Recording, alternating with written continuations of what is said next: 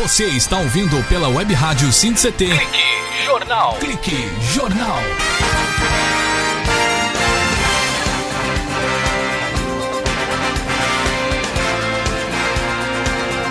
Bem, estamos de volta com o Clique Jornal aqui na rádio sindct.com. Bem simples para você, rádio sindct, sindct.com. E o nosso e-mail, imprensa@radiosindct.com. Você pode enviar as suas perguntas, né? Pode enviar também uma mensagem na página aqui da Rádio Sindct, aqui no Facebook. Lembrando que você acompanha esse programa às 15 horas, às 23 horas, às 9 da manhã e às 13 horas. Sempre é para você poder ter a oportunidade, quem está trabalhando agora, e se você perder algum detalhe aqui com esse bate-papo gostoso que está com o Dr. José Roberto Sodero, ele que é o advogado do sindicato do SINDCT, né, o Sindicato Ciência e Tecnologia, e com o Fernando Moraes também, você possa ouvir às 11 da noite,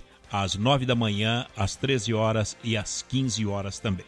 Bem, no final do programa tem uma perguntinha ali, mas agora eu tenho uma pergunta para fazer na retomada desse segundo bloco ao vice-presidente, o que já foi presidente e agora vice-presidente, Fernando Moraes. Fernando Moraes, qual a postura dos governos em se criar situações que leva o servidor a entrar com ações contra o próprio governo? Bem, essa pergunta é uma pergunta inteligente. Agora é um pouco difícil de responder. Ela vai ter que ser respondida, creio, que por dois focos. O meu foco, que é o foco sindical, e o foco jurídico do Dr. Sodero. Embora, que fique bem claro, o Dr. Sodero já foi diretor do sindicato, já foi vice-presidente. O Dr. Sodero trabalhou no INPE, trabalhou lá em Cachoeira Paulista, no LCP, e foi, naquela época, um dirigente atuante. Então, na parte política também, política sindical, ele também tem experiência. Agora, voltando à pergunta, o que ocorre é o seguinte, o primeiro ponto maior é o seguinte, o interesse coletivo é maior que o interesse individual, isso é uma lógica maior. O que quer dizer?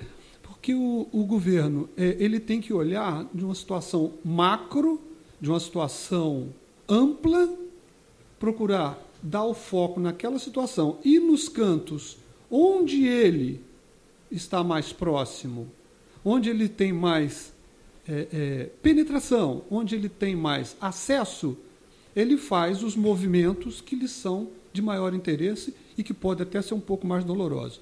Ora, no governo Fernando Henrique, havia, na minha opinião, muita violência contra o servidor público.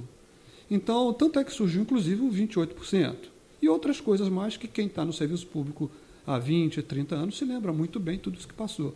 Já no governo seguinte, que foi do governo Lula, esse ritmo de coisas que prejudicavam o servidor, de tirar benefícios, isso foi diminuindo sensivelmente, mas alguns ainda existem.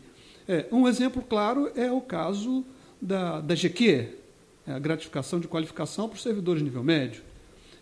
Isso ocorreu no governo Lula, mas foram adequações, a gente entende. Eu não aceito os movimentos que são feitos pelo o SRT, o Serviço de Relações de Trabalho do Ministério do Planejamento. Eu não aceito os movimentos que eles fazem que tiram conquistas e benefícios dos servidores. Mas eu entendo, porque eles querem colocar dentro de uma formatação global.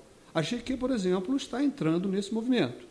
E outros benefícios ou outras conquistas também estão querendo equalizar. É o caso da periculosidade, insalubridade, que há uns 2 anos atrás houve um movimento de se transformar o benefício não em percentual do vencimento básico, mas sim transformar num valor fixo e escalonado, de tal forma que, para os de menor salário, esse valor teria um percentual maior. Ele fixou em números, que para o engenheiro, que tem um salário, digamos, de 10 mil, esse valor tem um percentual pequeno. Para um auxiliar técnico ou para um técnico, este valor tem uma referência de um percentual maior. É uma forma de fazer uma justiça social maior dentro do serviço público. Isso se aplica no auxílio alimentação, auxílio transporte, e outros auxílios saúde, que são penduricalhos que a gente tem, e que o atual governo, os atuais governos, ou seja, os 2 mandatos de Lula e no mandato de Dilma, procura-se fazer uma distribuição mais social. Embora eu entenda que possa ser feito esse movimento, não se pode fazer isso em detrimento aos que já têm essa conquista. Mas eu remeto agora para o doutor Sodero para que ele olhe isso por um enfoque mais profundo do lado jurídico e, por favor, no lado sindical também, que o senhor tem muita experiência. Nesse caso tem que ser uma visão perpendicular, né? Olhar de um lado do outro. Fazer a mesma pergunta para o doutor Sodero. A postura dos governos em se criar situações que levam o servidor a entrar com ações contra o próprio governo. Tivemos aí uma resposta sindical e agora o internauta quer uma resposta jurídica. Eu faço alguma avaliação. A primeira avaliação é relacionada à incompetência. Vários posicionamentos do governo Collor, do governo Fernando Henrique, foram baseados na incompetência da administração pública de tratar as questões do servidor público. Eu me lembro da questão do PSS, da época do Fernando Henrique Cardoso, dos 8 anos que o Fernando Henrique Cardoso deixou de dar aumento para os servidores. Então, isso tudo gerou, do ponto de vista da incompetência, processos. Estamos vendo também a questão da GQ que o Fernando mesmo disse. Eu acho que é um pouco de incompetência também do governo. Por quê? Porque quando analisa graduação, por exemplo, eles falam em regulamentação da graduação, que a própria Lei de Diretriz e Base da Educação já regulamentou isso em 1996. Então, tem algumas coisas estranhas. A outra questão importante é, fazendo um olhar macro, porque sempre a gente olha para o processo da gente como sendo o nosso processo, né? Mas se a gente fizesse o caminho inverso do Google Earth e conseguisse enxergar a Terra mais distante, a gente observaria o seguinte: no ano passado, foram propostos no Brasil 11 milhões de novos processos. 60% dessas ações contra o governo municipal, contra o governo estadual, contra o governo federal. E o governo aposta na demora dos processos e da não especialização dos juízes para julgar esse tipo de ação. Então, nós também precisamos observar que existe uma estratégia governamental de empurrar as questões para o Poder Judiciário. 11 milhões de ações? Novas no Brasil. Por ano. Bom, doutor, então a postura, o Fernando e doutor Sodero, a postura dos tribunais, qual é? Não, os tribunais estão abarrotados de processos. Obviamente que essa argumentação da quantidade de processos não é para desanimar o servidor, mas nós estamos falando de um processo de 1994 que não teve solução até hoje. Então, o sentimento de demora é muito grande. Nós vemos também, por exemplo, postura da administração do DCTA. Por exemplo, o DCTA, ao invés de resolver as aposentadorias em 30 dias, está demorando 7 meses, 1 ano e 3 meses. Ou seja, a própria instituição, independentemente da análise governamental que nós estamos fazendo mais ampla, a própria instituição, dentro das suas dependências, demora para tomar os posicionamentos, fazendo com que os servidores tenham que buscar os seus direitos na justiça. Doutor, só aproveitando o momento, nessa mesma linha, no DCTA tem um caso até muito mais grave, que é a questão das pensões, porque leva a viúva, recém-viúva, a receber o salário daquele mês e depois esperar 8 meses para poder voltar a comer, voltar a comprar remédio. Olha só que importante. Aí é ação judicial. Nós temos um mandado de segurança que foi julgado aqui em São José dos Campos no mês de julho, agora, de 2013, que obriga o DCTA, em 30 dias, a dar a resposta em pensões e aposentadoria dos servidores. Resposta o quê? Pagamento? Ou ele paga, ou ele diz não pago e justifica o motivo pelo qual não paga. Mas foi ganha isso. Foi ganha. Nós temos o mandado de segurança. Esse mandado de segurança, obviamente, vai ter recurso, mas a decisão do mandado de segurança é de cumprimento imediato. O que não ocorreu. Então, o que é que nós estamos suscitando para o pessoal, chamando o pessoal do DCTA? Aquele que está com o seu processo de aposentadoria com mais de 30 dias, aquela viúva que está com a sua pensão com mais de 30 dias, sem ter resposta do DCTA, deve nos procurar aqui, porque nós vamos informar o juízo e falar do crime de desobediência que a direção do CTA eventualmente esteja cometendo. E o juiz vive de informações. É claro. Quer dizer, a justiça tem que ser provocada. Tem que ser alimentada. Alimentada. Shirley Marciano tem uma pergunta aqui. A nossa jornalista Shirley Marciano é a voz feminina aqui da rádio sindct.com. Qual é a pergunta, Shirley? Ou de quem? Então, a pergunta é do João Almeida. Ele postou na página da rádio no Facebook. Para quem não encontrou ainda, é Web Rádio SindCT. A pergunta é: o Plano Bresser pagou uma importância a certos servidores do INPE e do CTA. Isso já faz quase 3 anos. Outra relação de servidores ficou de fora, por erro de alguém, e está aguardando o direito de receber também. Gostaria de saber quando isso vai acontecer, ou isso vai ficar no esquecimento. Essa pergunta é muito boa. E nós temos uma coisa nova que aconteceu nesse processo. De fato, quando o INPE e o CTA informaram no processo os servidores que estavam trabalhando na primeira semana, nos 7 primeiros dias de abril de 1987, eles não informaram todos os servidores. Quando nós fomos fazer o pagamento do Plano Bresser, nós observamos isso, porque na listagem, o J, por exemplo, não estava contemplado em alguns dos seus nomes e tal. Então, o que é que nós fizemos? Nós fizemos um pedido para a juíza, e a juíza, há 2 semanas atrás, determinou que o INPE e o CTA reapresentem toda a listagem dos servidores que estavam trabalhando em abril de 1987. Com a apresentação dessa listagem, nós vamos observar quem ficou de fora e, obviamente, vamos pedir o cálculo para essas pessoas. Doutor Sodero, o sindicato, o SindCT pagou o Plano Bresser para muitos servidores.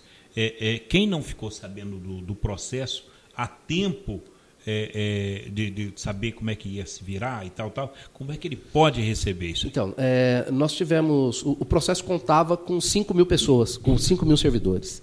Desses 5 mil servidores, nós pagamos 4.300. Ficaram 700. Na realidade, ficaram 699, para ser mais exatos.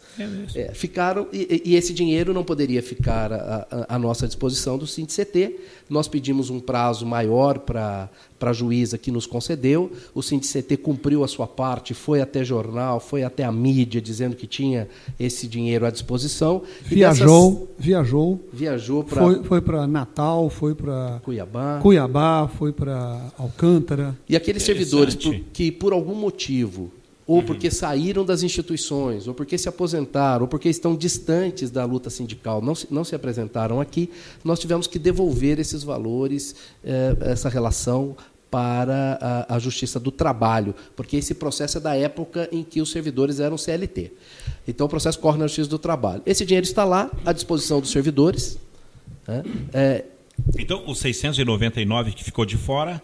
O dinheiro está lá depositado à disposição dessas pessoas para receberem. Quer dizer, e como é que deve procurar o sindicato? Olha, deve procurar o sindicato, porque o sindicato consegue orientar direito como ele deve fazer para receber esses valores. Bom, então está aí para você que está nos acompanhando, ou tem algum parente, algum amigo, um conhecido que está nessa situação, que já desistiu, que saiu e tal, tem uma grana lá, tem um bom dinheiro que está no Ministério do Trabalho? Na Justiça do Trabalho. Na primeira vara do trabalho aqui de São José. À disposição? À disposição. E tem gente aí fazendo empréstimo. Se apresentar e receber o valor que... Doutor Sodero, e os demais processos do sindicato? O senhor é o advogado do sindicato, por exemplo, o 14º, que o senhor disse que é... Qual o nome que o senhor deu no 14º? Que tem um agravo de a gratificação especial. Gratificação especial. PSS? PSS, nós já estamos na fase de cálculo de 2 grupos grandes. Nós estamos entendendo que até quarta-feira devemos apresentar o cálculo de 2 grupos com bastante servidores, e a gente deve estar protocolizando isso até o final da semana. 3,17? 3,17, os servidores do INPE e do DCTA receberam uma parte administrativamente, mas tem uma diferença para receber no processo, esses processos ainda têm encaminhamento. E FGTS? O FGTS, várias pessoas já receberam, são poucas as pessoas que ainda estão discutindo valores do fundo de garantia.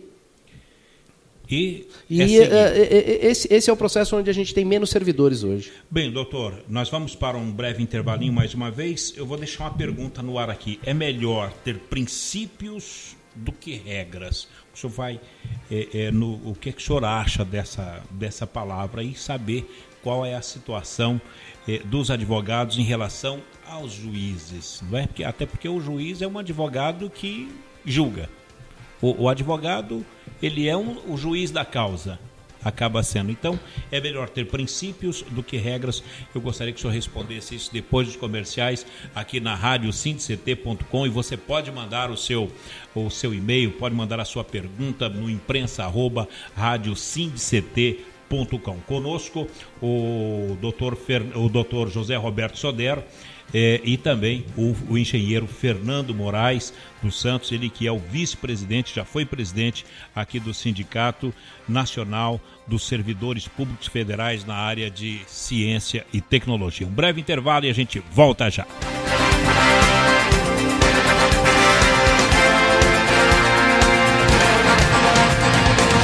Você está ouvindo pela Web Rádio Sindct. Clique Jornal. Clique Jornal.